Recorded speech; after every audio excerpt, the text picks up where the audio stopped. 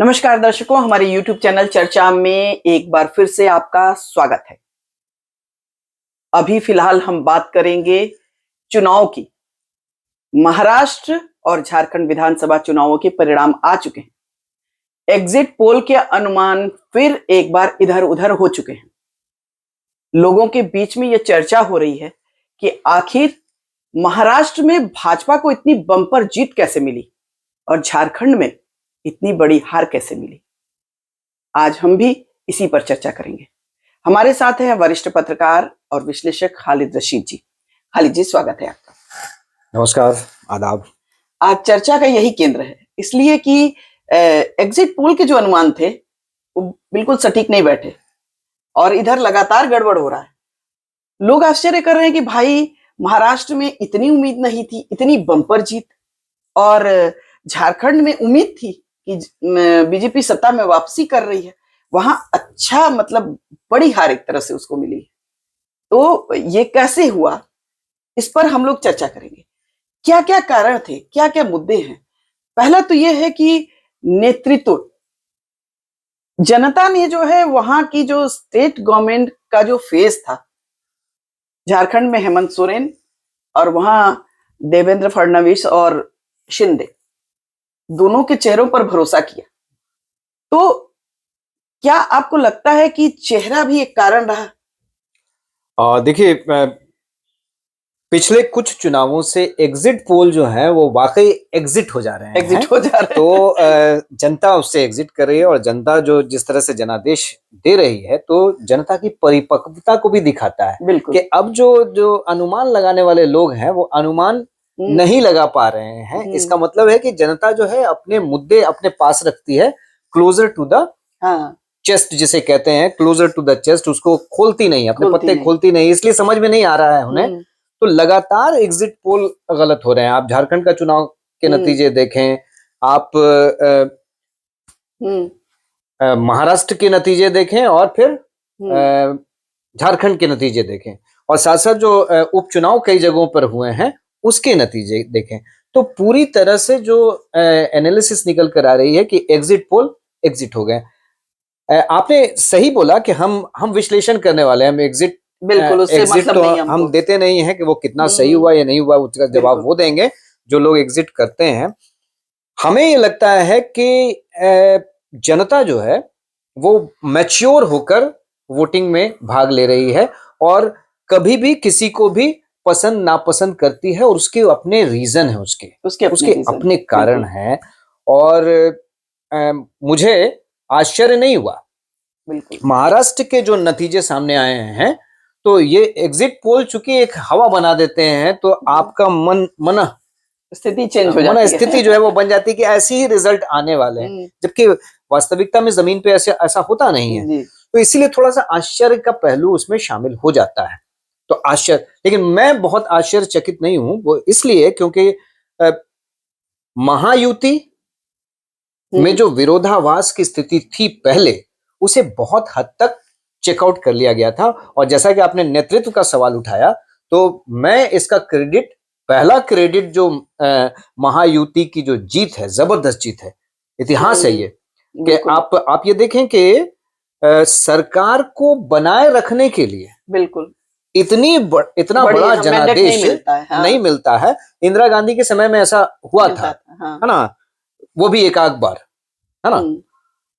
लेकिन उसके बाद ऐसा एक बार सहानुभूति की लहर राजीव गांधी के साथ थी, तो उन्होंने प्रचंड बहुमत प्राप्त किया था लोकसभा में।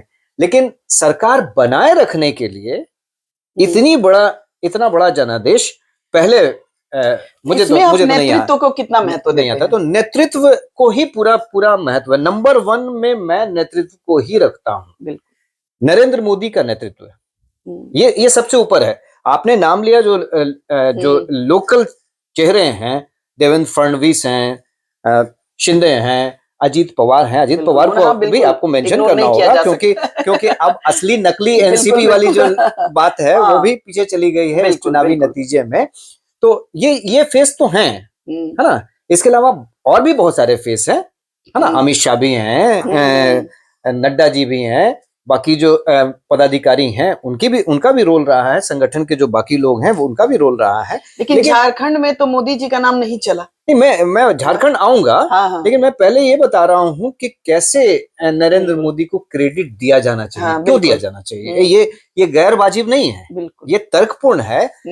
वो इसलिए है क्योंकि जिस तरह से वहां पे हवा बन रही थी, है ना, एग्जिट पोल में भी उसके रुझान मिल रहे थे, तो आप लोगों से बात कर ही के जानेंगे ना कि क्या चल रहा है उनके मन में। तो लोकसभा के नतीजे आए थे जो बिल्कुल एनडीए के खिलाफ थे। एनडीए को बहुत बड़ी एक तरह से वहां पे शिकस्त मिली थी, धक्का लगा था।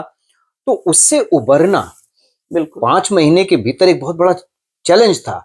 और अंतिम समय में अब जैसे वहां पे जो बातें हुई और जिस तरह से लीड फ्रॉम द फ्रंट की बातें होती हैं, हालांकि महायुति में ऐसा लग रहा था कि टकराव है। हाँ, टकराव है।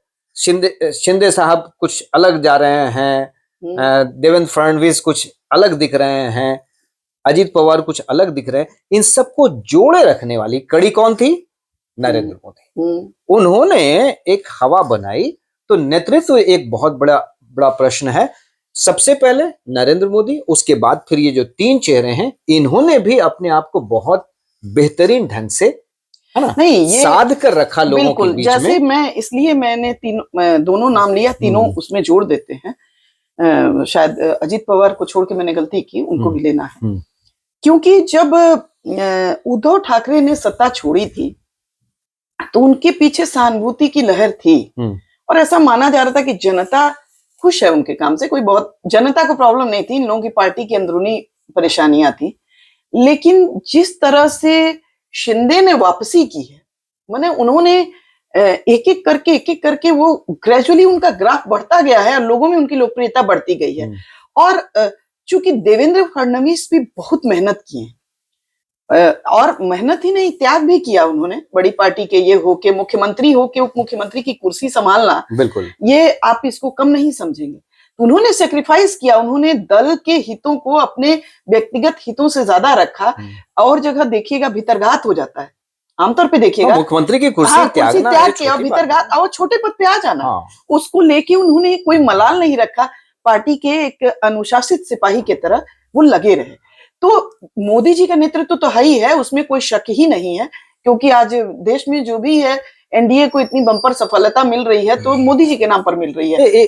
एक करिश्मा तो है। हाँ, करिश्मा तो है, एक चेहरा तो है। हाँ। ये जब चेहरा जाता है लोगों के बीच में, तो लोगों को ये विश्वास होता है कि हाँ, हम बिल्कुल जिनके साथ ये जुड़े हुए हैं, उनके साथ हमें जुड़ना चाहिए। बिल्कुल। तो अगर महायुति है, उसमें अजीत पवार हैं, शिंदे हैं, ये सब हैं, लेकिन अजीत पवार भी देखिए कहीं ना कहीं ये साबित कर दिए कि शरद पवार के वास्तविक उत्तराधिकारी वही है ना।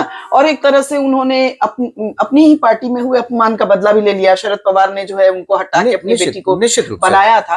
तो विदर्भ में, मराठवाड़ा में, इन इलाकों में जो रिजल्ट आया है, वो तो कहीं ना कहीं ये बताता है कि ये तो स्ट्रॉन्ग होल्ड था। वहां पे अपने साथ लोगों को जोड़ लेना, है ना। जरांगे, ऐसा लग रहा था कि वो डैमेज कर सकते हैं, उनको भी मैनेज कर लेना, है ना।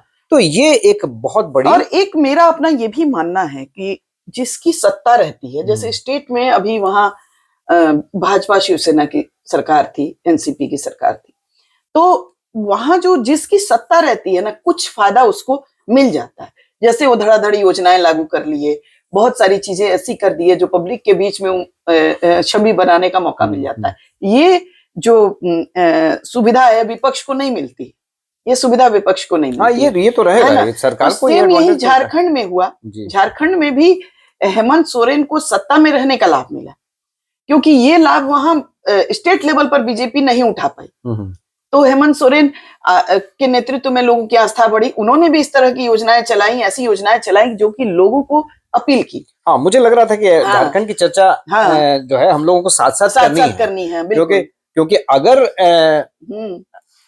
महायुति ने अच्छा परफॉर्मेंस दिया वहां पे, एनडीए ने अच्छा परफॉर्मेंस दिया महाराष्ट्र में, और 2/3 बहुमत से भी ज्यादा सीटें हासिल कर ली है, तो झारखंड का रिजल्ट जो है वो बिल्कुल उल्टा है, हेमंत सोरेन के पक्ष में जा रहा है। यानी जो महाअघाड़ी वहां की महाअघाड़ी है, यहाँ जो महागठबंधन है, इंडी गठबंधन, वो उसमें तब्दील हो गया है। तो यहाँ जो रिजल्ट दिख रहा है, हेमंत सोरेन, अगेन नेतृत्व का सवाल है कि पूरी क्रेडिट अगर आपको देना है तो हेमंत सोरेन को देना होगा। उनकी वाइफ को भी इग्नोर नहीं किया जा सकता। बिल्कुल नहीं। कल्पना सोरेन की लोकप्रियता भी बड़ी तेजी से बढ़ी है। मैं आ रहा उन्होंने बहुत मेहनत किया। मैं आ रहा था। हेमंत सोरेन नंबर 1, देन उसके बाद फिर हम बाकी नेताओं को भी पूरा स्थान देंगे, ऐसा नहीं है। हेमंत सोरेन ने एक माहौल बनाया, बिल्कुल, है ना, जो कनेक्शन होना चाहिए। झारखंड में आदिवासियों के साथ कनेक्ट होने की जो क्षमता हेमंत सोरेन में है, मुझे नहीं लगता कि आज के डेट में किसी और में है। तो शिबू सोरेन ने जो अपनी विरासत ट्रांसफर की है, उसको बहुत बरकरार रख पाए, अच्छे से टैकल कर लिया। और झारखंड में आदिवासियों से जो कनेक्ट है, अब आप देखें कि जो वो छिटके नहीं, उनसे तमाम कोशिशें हुई, छिटके नहीं उन्होंने। और सहानुभूति का भी एक फैक्टर है। चंपोई सोरेन हालांकि चले गए उधर, है ना, लेकिन सहानुभूति किसके साथ रही? हेमंत सोरेन के साथ रही कि भाई इनको गलत ढंग से फंसा दिया गया, इनको ये हो गया, ये मुद्दे जो है कहीं ना कहीं रहे। मेरा अपना ये भी बात है, इस पे उन्होंने सहानुभूति बटोर लिया, मैनेज कर। खाली जी एक पॉइंट और हम आउट करना चाहेंगे कि वहां पे बीजेपी नेतृत्व के मामले में कमजोर रही। देखिए, उसकी पहली सरकार भाजपा की ही बनी थी झारखंड में। बाबूलाल मरांडी बहुत ही ईमानदार और ऑनेस्ट नेता थे, बिल्कुल। तो ये जो है संभाल के नहीं रख पाई अपने अच्छे नेताओं को, ये अपने अंडर में नहीं रख पाए, कहीं ना कहीं असंतुष्ट हुए, वो गए बाहर। ठीक है, वो फिर आए, लेकिन जो हनक रहती है वो थोड़ी कम हुई। बाबूलाल मरांडी बहुत अच्छे नेता थे। अच्छा, उसके बाद जैसे अर्जुन मुंडा थे, तो अर्जुन मुंडा खैर वो भी तो आए हैं जेएमएम से, फिर बीजेपी में। तो जैसे रघुवर दास बहुत अच्छा कुछ नहीं कर पाए जो उम्मीद थी, अभी तो खैर वो सक्रिय राजनीति में नहीं है। तो मेन बात ये है ना कि लोग कहते हैं कि मोदी जी के नाम पर, लेकिन नहीं, एक सक्षम नेतृत्व जैसे यदि स्टेट में भी दे पाते हैं तो विश्वास विश्वास का फैक्टर है। क्योंकि देखिए, हमने स्वयं ही बोला कि अगर महाराष्ट्र में जीत का पूरा क्रेडिट लिस्ट बनाए, लिस्ट बनाए, तो सबसे ऊपर नरेंद्र मोदी हैं, बाकी तमाम लोग हैं उसमें। झारखंड में अगर हम लोग क्रेडिट लिस्ट बनाए तो सबसे ऊपर हेमंत सोरेन, गीता सोरेन, है ना, सॉरी कल्पना सोरेन, उनकी वाइफ, उन्होंने बहुत मेहनत की है। कांग्रेस के कई नेताओं का नाम आपको लेना होगा, आरजेडी के भी कई नेताओं का नाम लेना होगा। तो यहाँ पे जो आप देखिए, कंपैरिजन थोड़ा करना होगा, क्योंकि साइड बाय साइड हम चल रहे हैं। महाराष्ट्र में महाअघाड़ी बिखरी दिखी, लेकिन झारखंड में महाअघाड़ी यूनाइटेड रही। तो जब कोई भी पक्ष, कोई भी गठबंधन यूनाइटेड होता है तो उसका लाभ मिलता है, और इसीलिए यहाँ लाभ मिला। आप देखें कि सिर्फ जेएमएम को फायदा नहीं हुआ, उनकी सीटों की संख्या इस तरह से नहीं बढ़ी है, बल्कि कांग्रेस ने भी यहाँ पे अपनी सीटों की संख्या बढ़ा ली। आरजेडी ने अपनी सीटों की संख्या वहां पे अच्छी खासी सीटें, 4 सीटें उन्होंने जीत ली। इसमें एक चर्चा हम करना चाहेंगे, ये इंपॉर्टेंट है कि भाजपा ठीक ठाक प्रदर्शन किया झारखंड में, लेकिन भाजपा के सहयोगी दल उतना अच्छा नहीं कर पाए जितना वहां जेएमएम के सहयोगी दलों ने अच्छा परफॉर्म किया।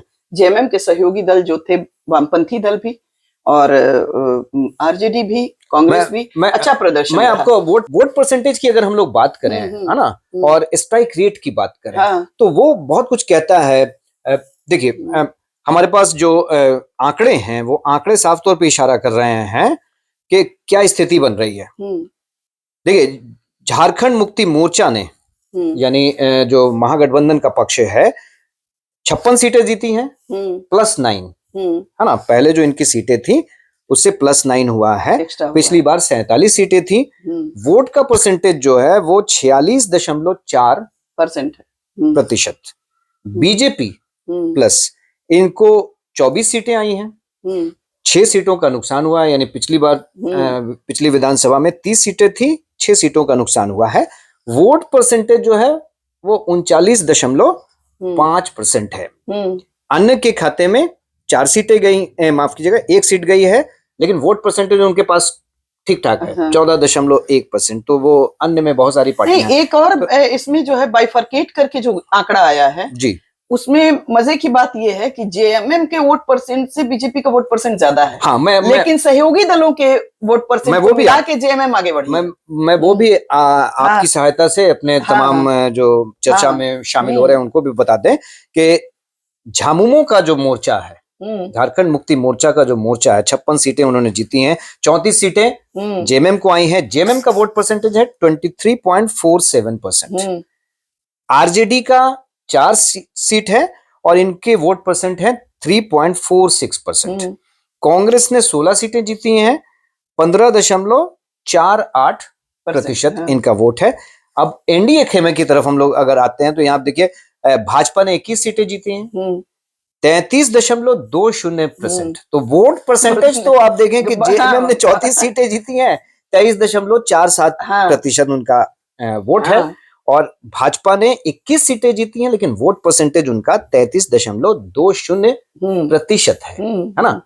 तो और आंकड़े और स्पष्ट करते हैं, उसको फिल्टर करते हैं, एलाइज बहुत अच्छा नहीं कर पाए हैं। तो वोट परसेंटेज बीजेपी का घटा नहीं है। सीटों की संख्या घट गई लेकिन वोट परसेंटेज घटा नहीं है। एलाइज को अगर हम लोग देखें तो उनका वोट परसेंटेज घटा है। आजसू जो है वो आजसू के साथ गठबंधन किया, हाँ, सुदेश महतो की जो पार्टी है, एक सीट उनकी आई है 3.54%। पिछले चुनाव में उन्होंने करीब 5% से 6% के आसपास उनका वोट परसेंटेज था, तो उनके वोट परसेंटेज काफी कम हुए हैं।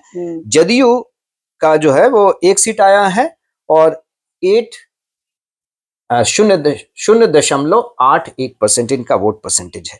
ठीक है, तो ये दर्शाता है कि वोट परसेंटेज कम तो नहीं हुआ है बीजेपी का, एलाइज का थोड़ा वोट परसेंटेज कम हुआ, उनकी परफॉर्मेंस वहां पे। लेकिन दूसरी तरफ जो महागठबंधन का पक्ष है, जेएमएम लेड महागठबंधन, उसने अच्छा परफॉर्मेंस किया है और अपने अपने जो वोट शेयर हैं उनमें बढ़ोतरी की है, लेकिन सीटों के टर्म्स में वो ज्यादा कन्वर्ट हुए। अच्छा, दूसरा ये भी है कि मुद्दे महाराष्ट्र में भी और मुद्दे झारखंड में भी, क्या जो मुद्दे भाजपा की तरफ से उठाए गए या विपक्ष की तरफ से उठाए गए वो लोगों को अपील कर पाए तो कितना कर पाए? जैसे कि झारखंड में यदि लेते हैं तो भाजपा ने बांग्लादेशी घुसपैठ का मुद्दा उठाया था, ज्यादा प्रबल तरीके से उठाया था। जेएमएम का था जल जंगल, क्या होता है, जल जंगल जमीन वाली बातें, और उनको एक आदिवासियों के मन में एक खौफ पैदा किया गया, रूट से जुड़ा हुआ है, खौफ से पैदा किया गया कि जो है ये आपका ले लेंगे, बहुराष्ट्रीय कंपनियां जो है ले लेंगी। दूसरी बात ये भी थी कि लास्ट में अमित शाह को सफाई भी देनी पड़ गई कि जो कॉमन सिविल कोड है उसमें आदिवासियों को अलग से रखा जाएगा। कहीं ना कहीं कॉमन सिविल कोड को लेके भी थोड़ा सा एक ये था। तो कुल मिला के जो भाजपा के मुद्दे थे, परिवारवाद, भ्रष्टाचार, बांग्लादेशी घुसपैठ, वो वहां अपील नहीं कर पाई। अपील इसलिए नहीं कर पाई कि परिवारवाद का मुद्दा हेमंत सोरेन का नेतृत्व में लोगों को भरोसा था, कल्पना सोरेन भी अच्छा लीड कर रही थी तो वो गौड़ रहा। सेकेंडरी की भ्रष्टाचार तो हमको लगता है कोई मुद्दा ही नहीं रह गया है, कोई पार्टी ये नहीं कह सकती है भ्रष्टाचार कोई बड़ा मुद्दा है जी।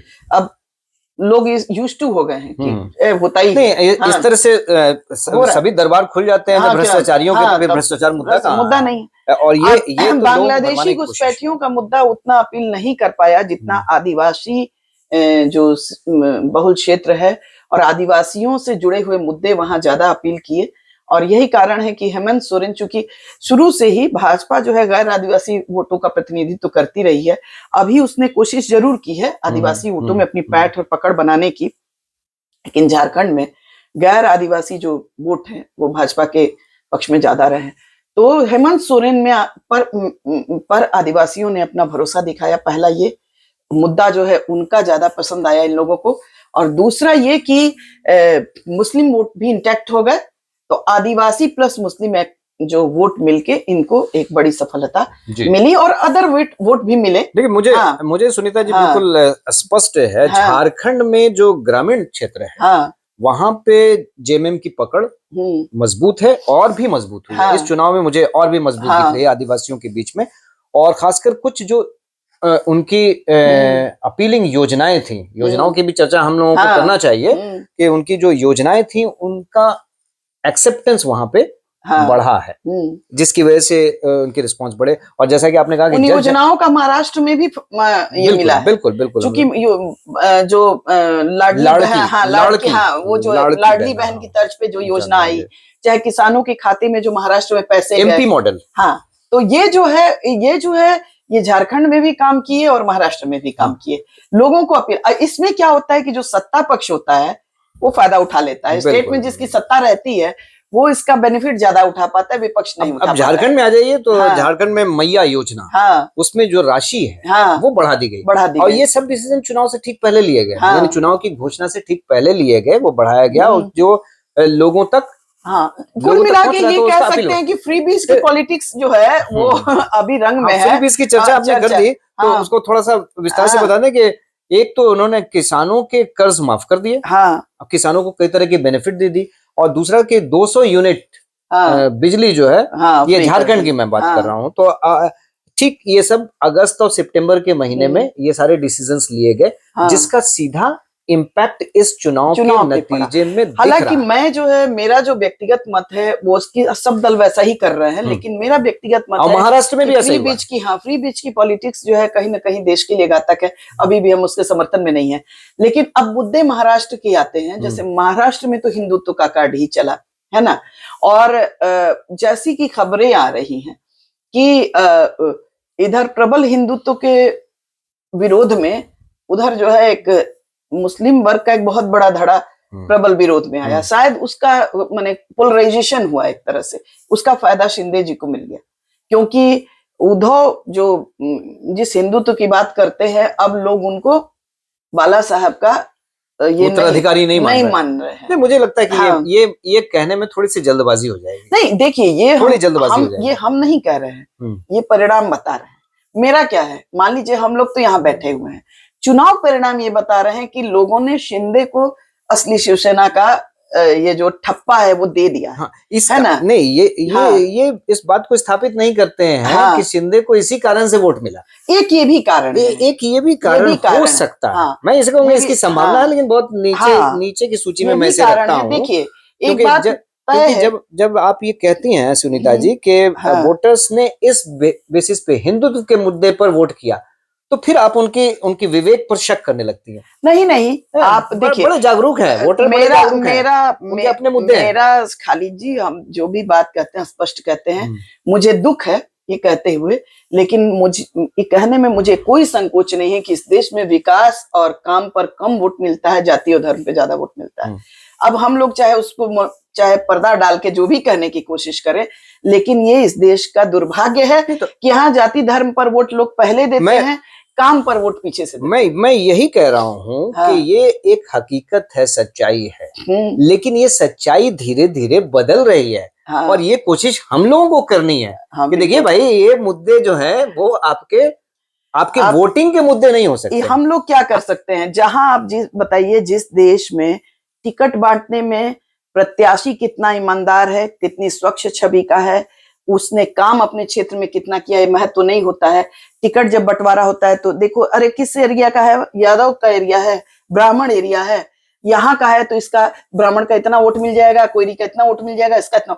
आप जातीय समीकरण देख के टिकट दिया जाता है। चलिए आप ये बताइए, आप उस देश में आप क्या उम्मीद कर सकते हैं कि विकास की पॉलिटिक्स चलेगी? इस पे हम अलग चर्चा कर सकते हैं। ये बहुत ही गर्मागर्म मुद्दा है और तो देखिए, हम क्या करें, हम जो है मुंह छुपाने से सच्चाई तो बदल नहीं जाती। बिल्कुल। इस देश का ये इतिहास जो है तो यही कहता है, टिकट बंटवारे में सिर्फ जातीय समीकरण देखे जाते हैं, कहाँ देखा जाता है कि इस प्रत्याशी ने कितना काम किया। आप महाराष्ट्र के संदर्भ में ये कहना चाह रहे हैं कि उद्धव ठाकरे को जो नुकसान हुआ सीटों के टर्म्स में, वो इसलिए हुआ क्योंकि वो हिंदू तो उनका कोर वोट था, मुस्लिम्स के साथ दिख गए। कई जगहों पे अरे नहीं, वो बात नहीं है। बाला साहब हार्डकोर हिंदुइज्म की बात नहीं की उन्होंने। नहीं, बाला साहब के पास साथ भी बहुत मुस्लिम जुड़े हुए थे, ऐसा नहीं है। बाला साहब के साथ भी बहुत मुस्लिम जुड़े हुए थे। वो राष्ट्रवाद की, कट्टर राष्ट्रवाद की बात करते थे। ठीक है, हिंदुत्व उनका एक एजेंडा था, लेकिन उससे ज्यादा बड़ा उनका एजेंडा था कि वो कट्टर राष्ट्रवादी थे, राष्ट्रवाद की बातें करते थे। तो उन नरमी आई है। नरमी क्यों आई है? जैसे वीर सावरकर को लेके जो कांग्रेस का स्टैंड है, जो शिवसेना का स्टैंड है, जो हिंदुत्व को लेके जो कांग्रेस का स्टैंड है, उस शिवसेना का जो स्टैंड है, दोनों में बहुत विरोधाभास है। तो आप एक ऐसी पार्टी के साथ हैं जो आपके वैचारिक रूप से आपके मैच नहीं करती। नहीं, ये बात तो आपके साथ भी जाती है ना, हाँ। महायुति के साथ भी जाती है। हाँ, अगर शिंदे डेफिनेटली नहीं, महायुति में देखिए शिवसेना अगर अजित पवार आपके साथ हैं, हाँ, तो अजित पवार की धारा अलग है, लेकिन आपने उनको साथ जोड़ा हुआ। हाँ, लेकिन तो ये राजनीति है, और राजनीति में सब चलता है, और हमें आकलन करते हुए इनको थोड़ा सा किनारे रखना होगा। इनको हमें प्रमोट करने की जरूरत भी नहीं है। हाँ, हिंदुत्व के नाम पर वोट होता है, लेकिन हिंदुत्व इतना बड़ा एजेंडा नहीं है कि वो सरकार बनाने में वो उससे प्रमुख भूमिका निभाए। हमने कहा ना कि बहुत सारी योजनाएं जो शिंदे जी ने चलाई, उनकी छवि अच्छी रही, स्वच्छ ईमानदार शासन दिए, लेकिन उसके साथ ही जाति और धर्म का मुद्दा, क्यों मराठा का मुद्दा, गैर मराठा का मुद्दा, बहुत सारे दलितों का मुद्दा महाराष्ट्र में भी हावी है। ये सिर्फ हिंदुत्व का मुद्दा नहीं, जाति का मुद्दा भी, क्षेत्रवाद का मुद्दा भी हावी है, महाराष्ट्र में भी हावी है। तो वो भी उनको हम दरकिनार नहीं कर सकते। तो एक तो ये है। अब अगला जो है मुद्दे पर आए, फ्री बीच की पॉलिटिक्स हो गई। एक और बड़ा फैक्टर है कि आरएसएस जो है लोकसभा चुनाव में किनारे हो गई थी। बीजेपी के कुछ नेताओं का ऐसा स्टेटमेंट था कि हमको आरएसएस की जरूरत नहीं है, और उसके बाद पता चला कि आरएसएस के वर्कर खुद को खींच लिए थे। इस बार आरएसएस ने खूब धुआंधार प्रचार किया है, गांव-गांव में उनके वर्कर गए हैं, और उन्होंने स्पेशली महाराष्ट्र में वो काफी कारगर हुए हैं, ऐसा माना जा रहा है। झारखंड में शायद उतना अपेक्षित प्रदर्शन नहीं रहा, लेकिन महाराष्ट्र में आप सावधान हो गए, क्योंकि हम यही पहलू उठाने जा रहे थे कि भाई आरएसएस ने तो आरएसएस संगठन के लोग जो हैं वो झारखंड में तो बहुत एक्टिव हैं, सालों से एक्टिव हैं, और इस चुनाव में भी बहुत एक्टिव थे। तो जो स्थिति महाराष्ट्र में थी, यहाँ भी थी, वो काम करते रहे हैं। ये हमारी परिपाटी बन गई है कि जब जीत मिलती है तो हम एक फैक्टर के तौर पे जोड़ देते हैं कि नहीं, आरएसएस ने मेहनत की इसलिए जीत मिली। हार गए, आपसे सवाल तो हो सकता है ना भाई कि आपने झारखंड में तो मेहनत की, ये बात मैंने लोकसभा चुनाव में ये बात, चूंकि आरएसएस के कुछ बड़े लोगों से, संगठन से जुड़े हुए लोगों से मेरी बातचीत होती है, और ये बात सिर्फ हवा में मैंने नहीं कही। शायद जेपी नड्डा जी का एक बयान आया था, मुझे बहुत स्पष्ट तौर पे ये कहने दीजिए कि क्या आरएसएस और बीजेपी अलग है?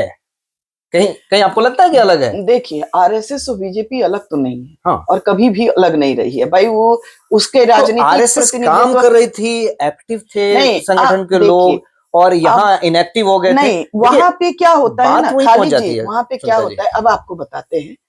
किसी भी, मैं इस थ्योरी को बाई नहीं करता हूँ, इसलिए मैं नहीं, अब आपको मानना पड़ेगा, इसलिए मानना पड़ेगा। कांग्रेस को ही ले लीजिए, सरकार अलग है, संगठन अलग है, ठीक है।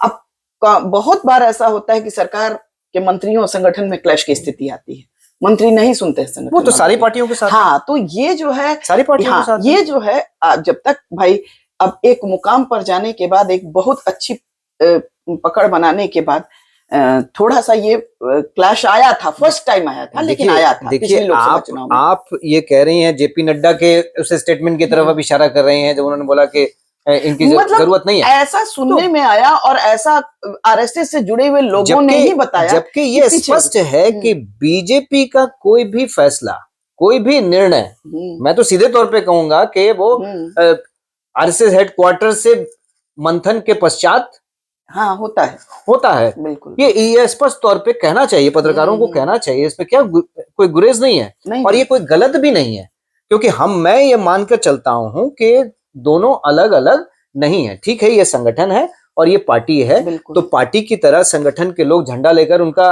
नहीं चलेंगे, लेकिन बैकडोर से सपोर्ट पार्टी के भविष्य बढ़िया हो, पार्टी सरकार में रहे, मैक्सिमम लोगों तक उसकी धारा जो है वो पहुंचे, ये प्रयास तो वो करते ही हैं, और दोनों जगह किया।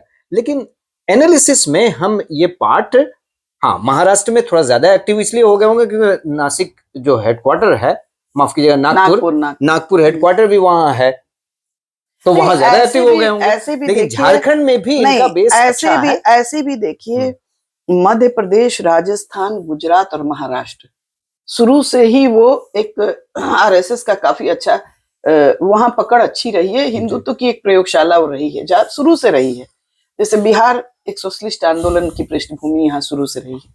तो अलग अलग स्टेट की अलग अलग एक संरचना है, वहाँ जो समीकरण है। तो महाराष्ट्र शुरू से ही हिंदुत्व का जो है एक प्रयोगशाला रही है। आरएसएस का मुख्यालय नागपुर है, शिवसेना का भी जो है उदय वहीं हुआ, मुंबई में हुआ। और क्या रौनक होती थी, या कहिए कि ठसक थी बाला साहब ठाकरे की, कि उनकी एक इशारे पर मुंबई रुक जाती थी, इतना बड़ा ये तो थी। मेरे ये कहने का मतलब कि है। हाँ। वो झारखंड में 50-50 है। चलिए, एक पहलू ये हो गया आरएसएस की एक्टिविटी जो है वो मतलब कुछ थोड़ा प्रभाव पड़ा है, प्रभावकारी रही, बहुत काम किया, प्रभावकारी रही महाराष्ट्र में।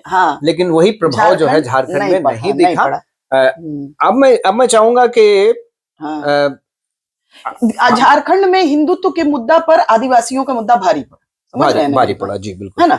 आदिवासी एकता जो है हिंदू एकता पर भारी पड़ी। और कहीं कहीं ये भी होता है, अब झारखंड में एक सरना का भी एक सवाल होता है। वे अपने को हिंदू नहीं कहते हैं, है ना। तो आदिवासियों के बीच में कहीं ना कहीं ये संदेश भी चला जाता है कि भाई ये जबरदस्ती जो है, मतलब हिंदू हिंदू हिंदू हिंदू, है ना। तो ये भी कहीं ना कहीं एक रीजन बनता है। बहुत सारे रीजन है, बहुलतावादी है, और यही खूबसूरती है हिंदुस्तान की खूबसूरती है। लेकिन मैं इन नटशेल मेरा फाइनल कमेंट यही होगा कि इन दोनों चुनाव के जो नतीजे हैं महाराष्ट्र और झारखंड के, वो ये कह रहे हैं कि अगर परफॉर्मिंग गवर्नमेंट हो, है ना, तो वो अगर गठबंधन की भी गवर्नमेंट है तो लोग उसके समर्थन में खड़े हुए हैं। और यही मिलता है कि अगर गवर्नमेंट सरकार परफॉर्म कर रही है ना, तो उसकी जो कमियां होती हैं उसको दरकिनार लोग कर देते हैं और उसको फिर से मौका देते हैं, जैसा कि इन दोनों स्टेट्स में मुझे नहीं। और ये भी है कि मेरा एक ये भी मानना है कि झारखंड में जो है केंद्रीय समिति चुनाव लड़ी भाजपा की, स्टेट नेतृत्व को थोड़ा इग्नोर करना भी भारी पड़ा। और प्रत्याशियों का चयन इनके यहाँ ज्यादा बाहर से आए लोगों को, जैसे आप देखिए चंपई सोरेन को, या उनकी भाभी सीता सोरेन, उसके बाद मधु कोड़ा की पत्नी, इन लोगों को, गीता कोड़ा को लाया गया। कांग्रेस से भी 2 आए इनके सहयोगी दलों में।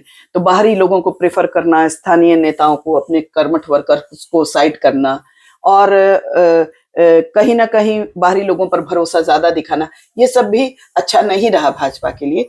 तो प्रत्याशियों का चयन भी बहुत महत्वपूर्ण होता है। सही प्रत्याशियों का चयन न करना भी एक बड़ा कारण रहा। बिल्कुल सही कहा आपने। तो दर्शकों, हम अपनी चर्चा को यहीं विराम देते हैं। आपको हमारी चर्चा कैसी लगी, अपनी प्रतिक्रिया जरूर दीजिएगा। हमारे चैनल को लाइक करें, सब्सक्राइब करें और शेयर करें। नमस्कार।